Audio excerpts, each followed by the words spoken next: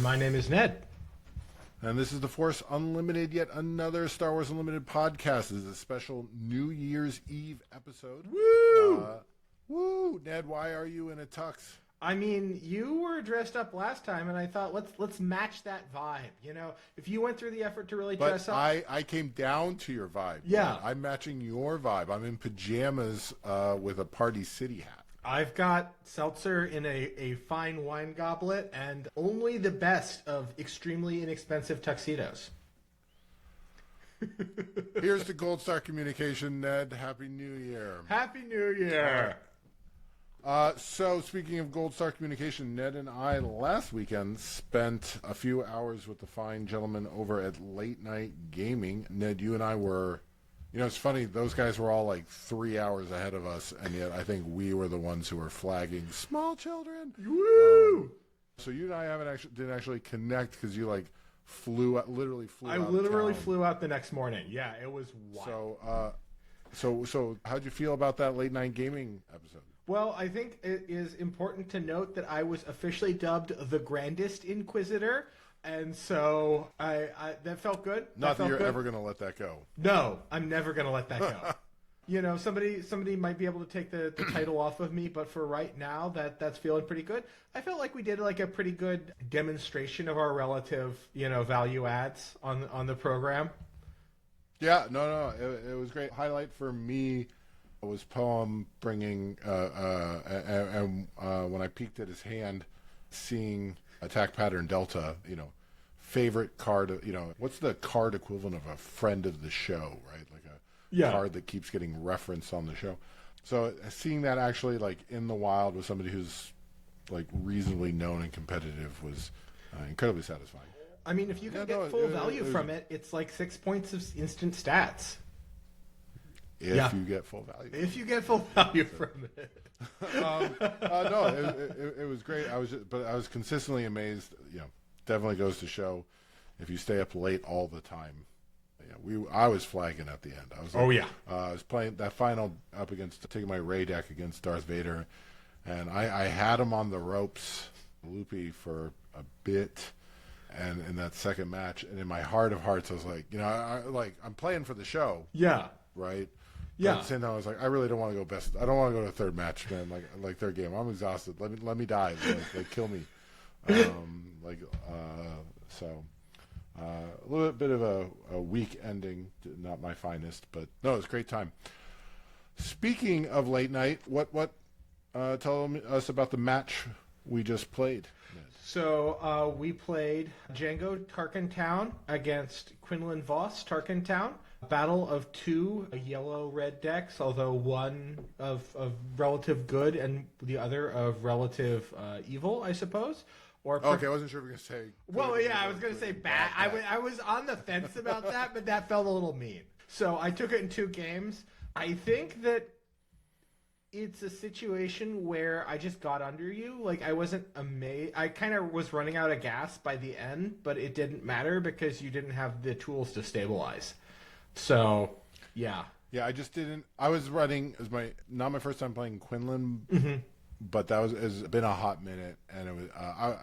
I was playing the Late Night Gaming Quinlan deck that was discussed on the show. Oh yeah. So in honor of our appearance there, I took that out for a spin, and yeah, heroism makes me feel a little bit. I don't know if I like it more. If I like cunning more or less in heroism, I like it more. But the thing about feeling dirty is you get stuff done. Right. I always feel dirty, but you get stuff done. You don't want to throw your values away for nothing. And I have to assume 90% of what transpired was pilot error. I felt like you had so many one-costed units. Oh, yeah. And so not having anyone... I had R2, right? Yeah. It really... I think what Quinlan is missing in my mind is something to round out the curve. Right? I mean, Quinlan's clearly doing well, so Yeah. I'm not saying Quinlan's bad or anything, but for me, Yes. what Quinlan's missing is like you play a deck like Ray or Tarkin, and it's like you can play something under curve, and then you bump, Right. Like there's a little you play a 3 on your on resource 4, and then you have something to do, right? Right. Even somebody like Previsla, like if you're running a really upgrade heavy deck, if you're running a bounty heavy deck, you usually have like something and often have something in hand, to play under curve, but Right. both matches, and when I was playing more Quinlan earlier in the Twilight meta, like your opponent plays a 2 Yeah. on resource turn 3. Yeah. Like, if you play a 2 so that you can get the ping, that doesn't feel good if you don't also then have a 1. Yeah, you have to have the 1. Yeah. To do something with. And then if you have the 1, you're usually playing that pretty early against your opponent's 1s, and that dance I did not enjoy. The match, or just I think the Quinlan dance inherently. There's still too much, especially since I'm maining Cad Bane right now, where his ability is just like happens. Yeah, no, requires it's zero just effort. zero effort, It's the zero exact thought. opposite. Yeah, it just goes. Yeah, it's just like, oh yeah, do some more damage on your side because I like doing damage.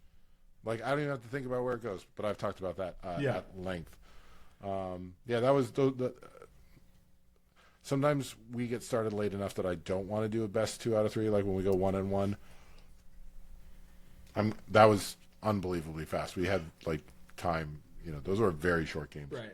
As I noted on the late night gaming show, I'm a gentleman of extremes where I either want my matches to take precisely 10 minutes so I can go get a burrito, or I want to go all the way to time every game. Right. Yeah. And you like burritos. I do like burritos.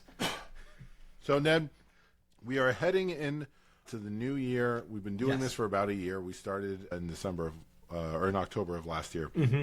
We got really underway in December. So I think, now we're looking into our second year of the Force Unlimited. It is imperative that we're kind of on the same page. As like we were all over the place, but as we started getting some recurring themes, some recurring segments, it's important that I think we really kind of establish what the show is about. So on 3, 2025, the Force Unlimited is going to be about, okay? What we're doing in 2025 on 3. 1, 2, 3. Esoteric card game theory. Gold Star Communication, yet again. Let's do you, Ned. I'm feeling magnanimous. What esoteric card game theory are we talking about today? So I've been playing a lot of Django Tarkin Town, and it's like much more of a quintessential aggro deck than my Crunchwrap Supreme of decks, the Grand Inquisitor. And that kind of brings me back to some kind of foundational Magic theory. I played a lot of Magic, and one of the pieces of Magic that really kind of brought me around to thinking differently about aggro decks was the Philosophy of Fire. So, Okay. the Philosophy of Fire... Just like in general, I mean... like Can you unpack that a little bit? the philosophy of like fire, as in like the abstract concept that makes civilization. No, it's an article on Star City Games by I think Mike Flores. I could be wrong about that. Apologies if I'm miscrediting it, but it is not a good article. Like, I remember it fondly, but I went back and I reread it in advance of this show, and like, it has not aged well. It feels very much like a grinder is kind of like sitting down to you, right next to you, kind of leaning his arm around you, and he's recounting some war stories. And then in between that, there's like little tidbits of good stuff. And then there's also like bad dating advice interspersed through. So that's, I always, as somebody who's not versed in deep Magic theory, I always have to like, Ned posits a topic for the show, and I have to go like, what is, if I'm lucky, I at least vaguely remember that it existed, and I have not been lucky in probably 8 months. But so I tried to read it, and it's like listening to small kids talk about Pokemon. Like, Yeah. Where it was I've just had like, to do a lot of that recently, by the way. I'm just throwing it out there. A lot of Pokemon talk. Where like if you don't know, it's like listening to two incredibly passionate experts talk about a very complicated, nebbish hobby that you are completely on the outside of. Reading that I read like a first third of an article. I was like, all right, never mind. Ned can explain it to me, which is the premise of our entire show. But I was like, no, this is so many links to cards. Yeah, no. And this is going back to where I said, like, this does not... There are some articles that I think are really well written and do a very good job of explaining the concept in a way that is broadly applicable. This is not one of them. So... But we're not here to dunk on the article. No. Clearly you have a belief that this philosophy of fire has value regardless of the form in which it was delivered. Yes. So the kind of key nugget out of the philosophy of fire is when you are playing an aggro deck, your goal is to reduce your opponent's life total to 0. So in Star Wars, it's put 30 or 25 or however much damage on their base, right? Every card and every decision that you make is designed to accomplish that. So the first thing you want to do is you want to think of the absolute most brain dead possible way to do this, and then you measure everything else against it. So that would be like Fireball.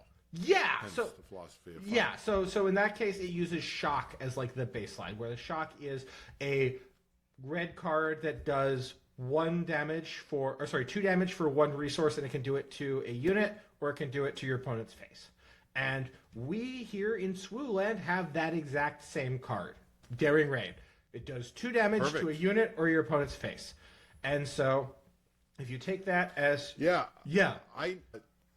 Anecdote, I never get hit with that in the face. I play it to units, and I get hit with it with units all the time. And the other night I was playing, and it hit me in the face, and I was like, oh yeah, right? Like, I mean, if you had quizzed me, what does this card do? I would have said 2 to unit or base. But in terms of like evaluating the lines, it just doesn't come up. And I was like, oh right, yeah, but it does work. It does do that. It does go face. And so if we use another magic analog card in SWU. Yes. So if we designer's credo is inspirations are visible. So if we use the what? If we use this as the baseline, right? Let's evaluate. If your opponent is on a 30 health base, you need 15 Daring Raids to kill them. So let's imagine that your deck consists of nothing but Daring Raids. And you do like a very basic kind of strategy, which is you resource up to 3, and then you play as many Daring Raids as you possibly can. And how fast does this kill your opponent, right? So you need to execute 15 Daring Raids. So the first turn you do 2, and then each subsequent turn you're doing 3, right? Well, how are you drawing the third? Because you start off with 4 cards in hand, right? And then you draw 2, and then you're resourcing 1. So now you've got 5 cards in hand, and then you play 3, and so now they're at 10. And then the next turn, you draw 2 cards and you play 3. You can't play 3 forever, but your opponent will die before you. I believe the calc that I did, like a quick back of the envelope calc, your opponent will die slightly before you run out of cards. So under this, you need to execute a total of 15 Daring Raids, and executing a total of 15 Daring Raids, I believe, happens on, 5, 8, 11, 14, turn 6. So then one of the big insights of the philosophy of fire is that's too long. If you are doing nothing but Daring Raiding your opponent's face, you will have lost by turn 6. And so the other kind of big nugget about here is, okay, so you can't do that, but that's our baseline, right? Like, so when we're like you said, brain dead. Brain dead, right. So without any thought. So what thought? And contrary, aggro can be a thoughtful playstyle. I would argue that, in fact, aggro is more thoughtful than a lot of other decks because you have so few decisions and because you have so few resources. Like the elements of the margins are so tight that you can't screw. Like the decisions are often obvious, but when they're not, if you screw it up, you're dead. Yeah. No, exactly. Yeah. So anyway, so don't be brain dead. Don't play. Also, you can't put 15. Also, you can't do that, right? So hey, limited, man. Yeah. Things get wild. Yeah. So you can't do that. So let's evaluate some other strategies. And so one of the things it talks about is, okay, so we're in aggro. We can't play that. That doesn't work. We're too slow. So what can we do to speed up our clock? And the answer is units. So let's imagine now, instead of nothing but daring raids, I'm doing nothing but Death Star Stormtroopers, right? And what I'm going to do is I'm going to play a Death Star I'm going to resource up to some number, and I'm just going to play Death Star Stormtroopers, and I'm going to attack my opponent. And it turns out that you can win on turn 4 if you do nothing but Death Star Stormtroopers. You can sometimes... Against the goldfish. Against the goldfish, right. Right. And your deck is nothing but Death Star Stormtroopers, which, doesn't... Right. Again, limited, but right, and now we're talking, right? Like, if you can win on turn 3 or 4, that's fast enough to be a competitive deck. So we now understand kind of the basics of this, which is empirically what people playing aggro decks do, which is you play cheap creatures, and then at some point your opponent stops your cheap creatures, and then you try and crawl across the finish line with what's generically termed reach, but can be burn. It can be, units that can attack the turn they come into play, like the Millennium Falcon. Like if you're playing GI, literally any unit can attack the turn that it comes into play. If you're playing Django, it's Fett's Fire Spray. If you're playing Heroism, Red, Fachibi, right. So the reach, the reach. Right. Things don't need to stick around for a turn. You can just do that damage when you're close enough. Right. Okay. And so now we've got our baseline. Our baseline is every card needs to do at least 2 damage. And in fact, it needs to do more than 2 damage. It needs to do, because if it's doing 2 damage, that's the minimum, right? That's daring raid. The next level up is, okay, if it's doing more than 2 damage, we're going ahead of the daring raid curve. So we can evaluate card effectiveness in terms of how many daring raids it's equivalent of. And going back to the Stormtrooper example, right? Like if you're able to attack with the Stormtrooper twice, then that's 1 card turning into 3 daring raids. Right. That unit's ostensibly mildly better for... Right.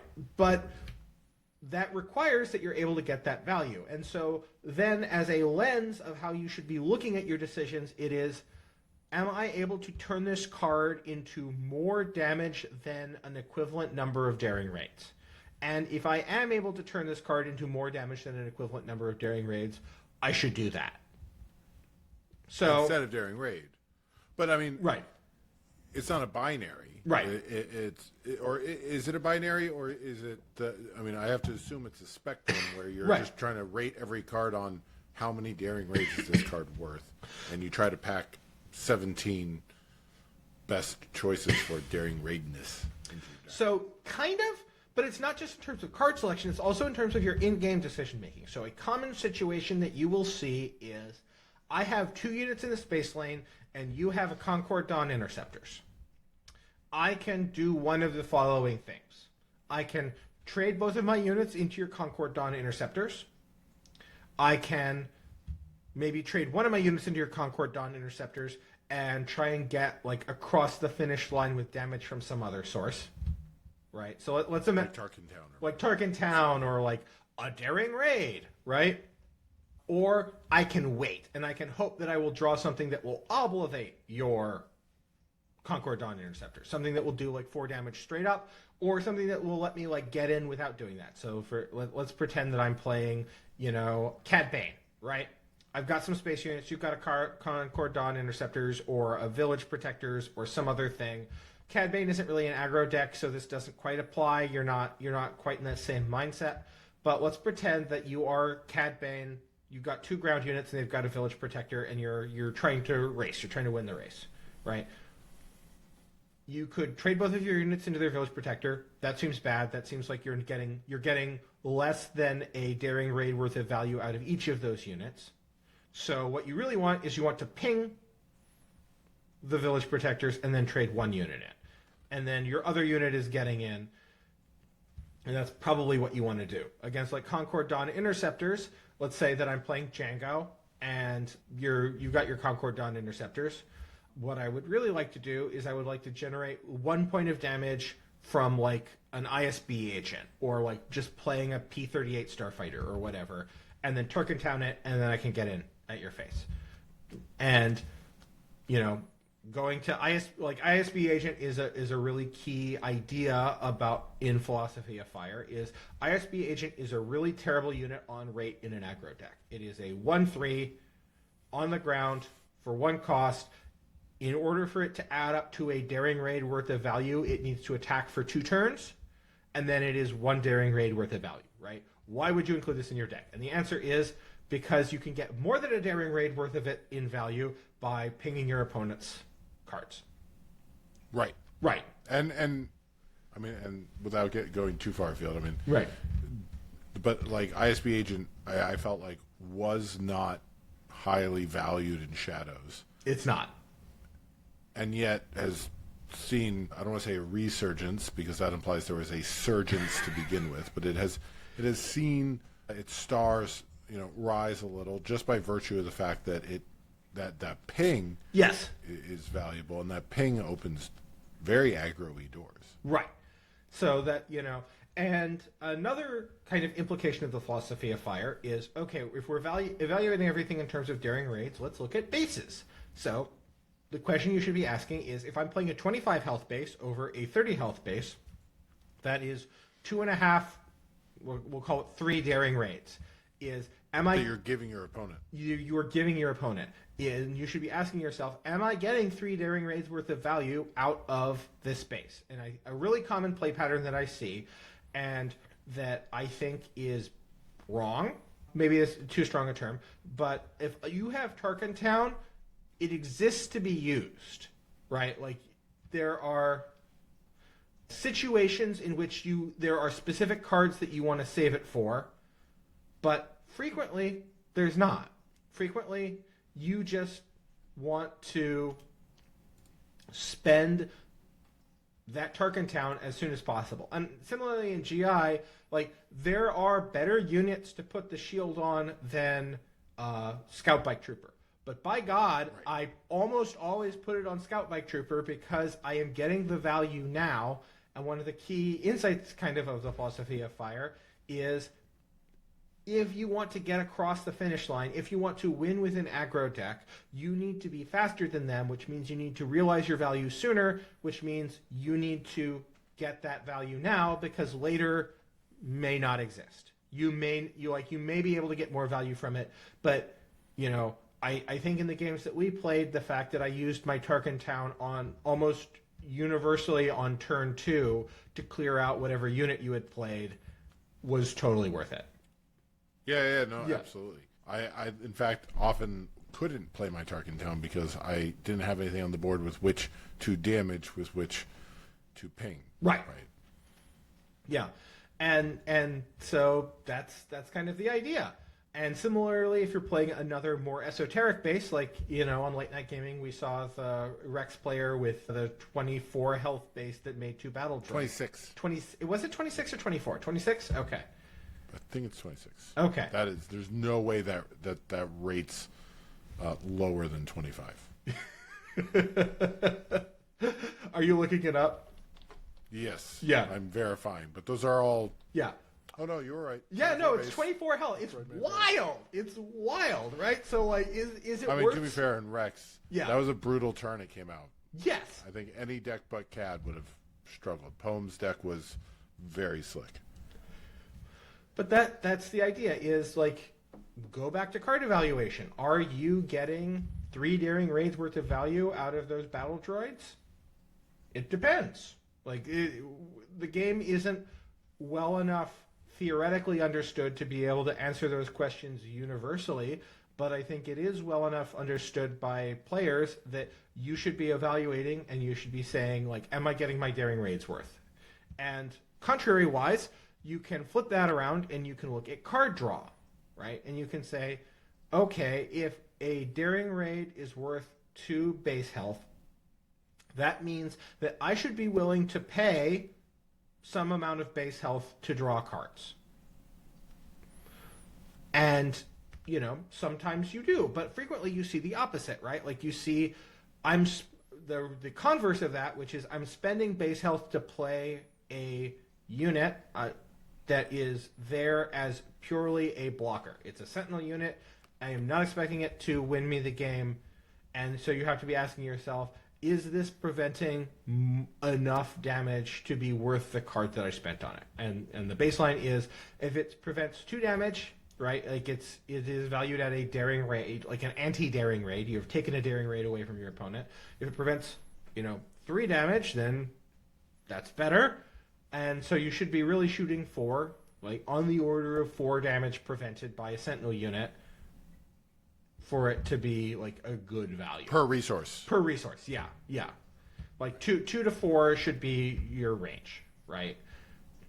If it's preventing less than that, then maybe don't run it. But we haven't seen anything like that just because we haven't really seen much in the way of, like, 0-powered Sentinel, right? Right. Like, you look at something like the Constables, right? Yes. Those are, 4 for a 2/6. Yeah. So you're spending 4 resources to prevent 3 Daring Raids. Yes.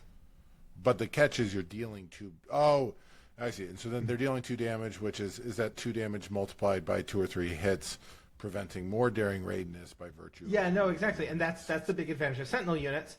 And, running the calculations that I did against the Goldfish, instead running against somebody playing Cloud City Guards, right? Where I'm now going to take my really boring nothing but Death Star Stormtroopers or my nothing but Rogue as another baseline, nothing but Rogue Operatives, right? Like Rogue Operative is a less efficient card in a vacuum against a Goldfish. It is less efficient, but because it has Saboteur and because it's attacking for 4, like you can make an argument that against a person who is playing Cloud City Guards, where their entire deck is Cloud City Guards. It's nothing but Cloud City Guards. It is not possible for your Stormtrooper deck to ever break through. You just have to spend, like, the trade ratio between Stormtroopers and Cloud City Guards is unfavorable. Where you're having to spend 2 Stormtroopers for every Cloud City Guards. So against a Goldfish who resources up to 6 and then just drops 2 Cloud City Guards every turn. Yeah. You're just never able to break through, and they will win. If you're playing Rogue Operatives, then you can, again, if you're playing like the nothing but Rogue Operatives deck, you can get through on turn like. Sorry, I'm looking at my graph. Something like turn 7 or turn 8 is where you're able to get through in like a highly idealized set of circumstances. Well, it's a good thing blue doesn't have anything to do with 8 turns. Right. But okay. So at the end of the day, is the philosophy of fire is literally just like everything is measured in damage to your opponent's base. Yes. There's no such thing as tempo. Tempo is just an exchange rate for damage. There's no such thing as your own base health. It is just an exchange rate for damage. There's no such thing as card draw. It is just an exchange rate for damage. It's all down to the burn. Yes. Every card is evaluated on how much burn it does. Yep. And so, burn baby burn, just like. Yep. I mean that's the idea. Like this obviously works for some kinds of decks, right? Like if you are playing an aggro deck and you are trying to race your opponent, the philosophy of fire is a good way to look at the game, or is a way to look at the game that has value, right? I mean, it's a powerful, right. Especially, I mean, I feel like it's very powerful in the first week to 3 of the meta, where everybody else is exploring. So you just take last meta's aggro deck and you apply the philosophy of fire to the new cards. Yep. And see, okay, what are the least daring rating cards in the old deck? Yep. Okay. So do you have anything else to say about the philosophy of fire, Ned? I think that one thing that is important to look at the philosophy of fire is the converse. So we stress it for aggro decks, but I think that it also should be evaluated from the point of view of people trying not to lose to aggro decks.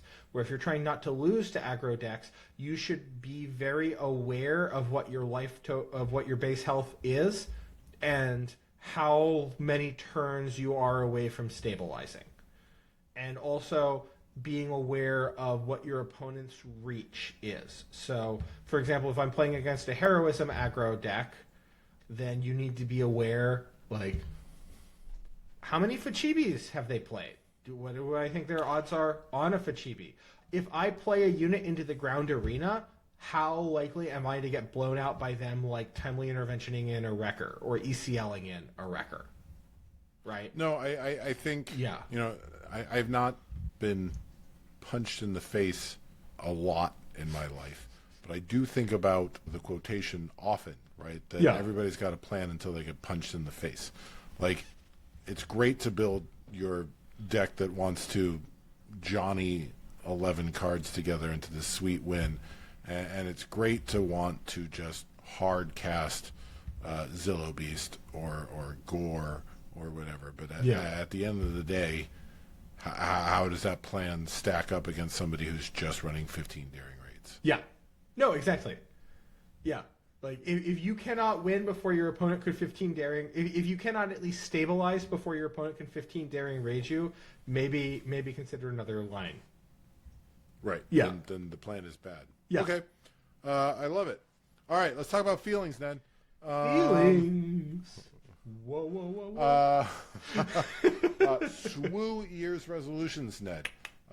We spent the whole last episode talking about wish list. Yeah. And so I don't want to take too long, dear listener. 5 minutes maybe. You're nearing the finish line. I hope you have something else queued up if your commute is long.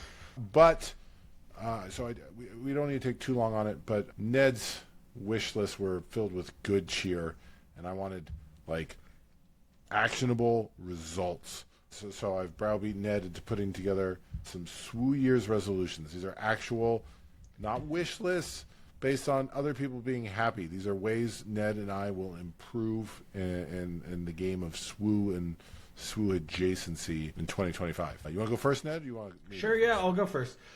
I resolve that I will attend more limited events. I love limited.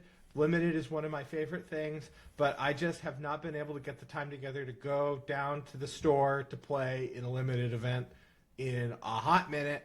And I need to break that because limited is the environment that I enjoy the most. So I've been playing more limited as I've been touring around Portland. Yeah, it's awesome. Yeah. This set I have mixed. I have higher feelings on this set than I did Shadows, but this set absolutely sings in limited. It's a higher skill ceiling limited than Sparker Rebellion was. I don't know if it's better than Sparker Rebellion, but it definitely a lot of meaty thoughts and decisions. Yeah. All right, more limited. I'm going to hold you to that. Okay. How about you, Parker? What do you got? What's resolution number 1? My resolution, first one is I'm going to remind, and this is how I know I'm starting to get into card games. My resolution is I'm going to be more mindful of my triggers. I want to pay attention to my triggers. Yeah. Cat Bane will do that for you. Yeah. Both my own triggers, both remembering to take them when optimal, but more importantly, and this is where get good is an easy resolution. I want to be better about telegraphing them to my opponent. Yeah. I want to communicate gesturing to the card is not the same thing as stating out loud that I did it. And playing at Guardian where there's a lot of grindery folk who know the decks inside and out, I think I got a little lazy and going around and playing with the larger SWU community, realizing that not everybody just gets high on the cards all day, and So, like, making sure there are tokens. I'm still not convinced that aura tokens are a good idea, and I don't think I will ever use aura tokens. I still hate them. But everything else, trying to really just strongly telegraph, hey, we should be thinking about this. Hey, this trigger happened, and so forth. Yeah, no, I think that's good advice. I think that it's really helpful. I think some people are scared a little bit when they're approaching a card game, and I found, at least for me, being very clear about exactly what is happening and why, and being willing to like stop and explain things helps a lot to make a fun play experience for everybody. Yep. Yeah. You have anything else you want to resolve? Yes, I do. My second resolution is that I resolve to practice meta decks.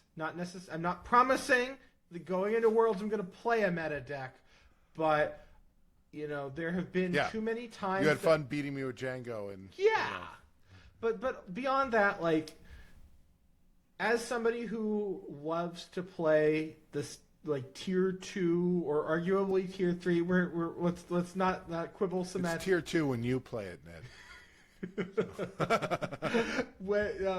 Who loves to play tier 2 decks, your advantage is that other people don't have experience against your deck, whereas you do have experience against other people's deck. But that's only true to the extent that you have experience against other people's decks. And part of having experience against other people's decks is actually playing the meta decks. Oh, yeah. The best way to beat a deck, to know where a deck is weak, is to play it and keep track of when you're afraid. Yes. Right? Like I feel like that's like that. I mean, if I know about grinding, then I feel like everybody knows that about grinding. But, you know, on the off chance, dear listener, you don't. Like, if you can't beat a deck and you hate it, spend a week in its shoes. Yeah. Like, every deck is scared of something. Yes. And when it's not, then you know it's busted, right? Yes. Like, I mean, right? Like, then you're like, oh wait, no, Boba's not scared of anything. So my next resolution is I'm going to teach in 2025 SWU to somebody who doesn't live under my roof. I've gotten credit for teaching it to a lot of people who live under my roof now, but I'm going to teach it to somebody who does not. I don't know who. I don't have somebody in mind yet, but I've got 12 months to figure it out. I believe in you, Parker. Spread the game. Do you have a third one? I do. My third resolution is to be more... I'm trying to think of a better way to phrase this than serious, but like be more serious about my deck building choices. I have a really bad tendency to run a lot of fun ofs where I like a particular card, I have a pet card, I include it as like a 1 or a 2 of because it's performed well for me under certain situations in the past, but like the past is dead. We got to move on. And so that means saying goodbye to like Seventh Sister. That means saying goodbye to Pillage main deck. No, especially in GI. There are just strictly better options that are available. And I keep telling myself that, like, do you remember those times that you machine gunned down your opponent's board? And the answer is, yeah, no, I do. Those were good times. But you could also do that with Chrysanthemum. And it's better unit. You know? Yeah, that's fair. Yeah. Wow. That one, man. This segment has gone so much better than I could have hoped. I love your resolutions. Not that I'm saying I wish you were a better you, but I absolutely love the things that you're advocating for, and I can't wait to see you unleashed. That's gonna be awesome. So. That's the dream. But that's the essence of the New Year's resolution, right? Like you hope to be a better version of yourself, and then you find yourself ordering from Taco Bell in like April, and I have spent. I mean, yes, you're exactly right. Yeah, and when Jump to Lightspeed comes out, and the goofiest leader is Akbar, and Ned's out there just trying to make him work, even though everybody else is like, yeah, no, he's terrible, and Ned's like, no. Listen, I spent a non-trivial amount of time trying to make Jin work. Yeah. Man, I really like Jin Urso. Yeah. that was one of the areas you and I agreed on. All right, let's wrap it up. My final resolution. So, in 2023, I built SwooDB. And that was fun. Mm-hmm. And in 2024, Swoo launched, and SwooDB grew a lot more than I planned on it growing or ever imagined. It's so much bigger, and it is far outpaced a hobby project. So my resolution in 2025, I'm going to treat it like the community resource that it is. I'm not quite sure what that means. I have some ideas that are beyond the scope of this segment, but my resolution is that I recognize it's a lot bigger than something I should be doing for fun, and I should treat it as such, and so I will. And more to come on that. But I'm really excited about Jump to Lightspeed. Yeah. I'm really excited about Galactics. We've got the set names all inspire excitement. I think 2025 is going to be a good year. I think so too. I'm modestly optimistic. Yeah, I feel like you and I are both very cagey optimists in life. I think we are both like pleasant up people who are like, yeah, but what happens when it all goes sideways? Yeah. Like, And with that, dear listener, we wish you a happy new year. Ned, do you have any final thoughts about the episode? I do. My final thought for the episode is that, Parker, I am happy to have spent 2024 with you, and I look forward to spending 2025 in our respective rooms yelling at a screen. Yeah, no, I'm with you. My takeaway, Ned, I thought you were going to say is that people who play Daring Raid are brainless. No. Daring Raid is a beautiful card. And with that, dear listener, we will see you in 2 weeks. Adios.